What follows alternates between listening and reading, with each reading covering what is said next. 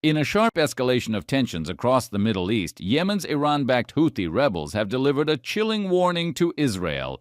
Brigadier General Youssef Al-Madani, the chief of staff of the Houthi movement, has declared that his fighters are ready to return to the battlefield if Tel Aviv resumes its military offensive in Gaza.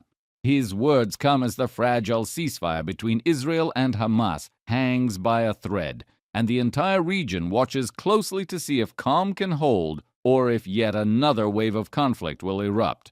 Al-Madani's threat is not an isolated statement.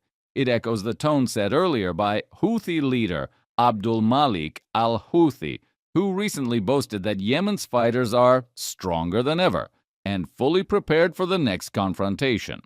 Together, their warnings are part of a broader narrative that has placed the Houthis at the center of a widening regional struggle. What began as a local war in Yemen years ago has transformed into something much larger, a strategic proxy battle with Iran's shadow stretching across the Middle East.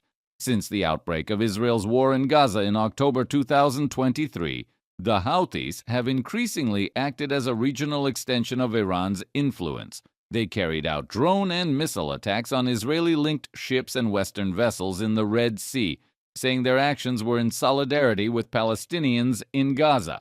Their stated goal was nothing less than imposing a naval blockade on Israel, aiming to disrupt trade routes and pressure Tel Aviv into halting its Gaza campaign. These attacks drew international concern, not just because of the potential for escalation, but also because they threatened one of the world's most vital shipping corridors. Israel, in turn, did not remain silent.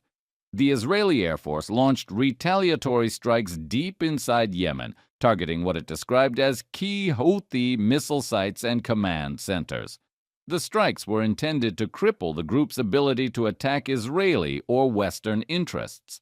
But as is often the case in the Middle East, each strike only deepened the cycle of threats and retaliation. The Houthis responded by vowing revenge, warning that any further Israeli aggression would be met with what they called a wide and fierce response. Now, as both sides stare each other down, the situation is dangerously close to boiling over.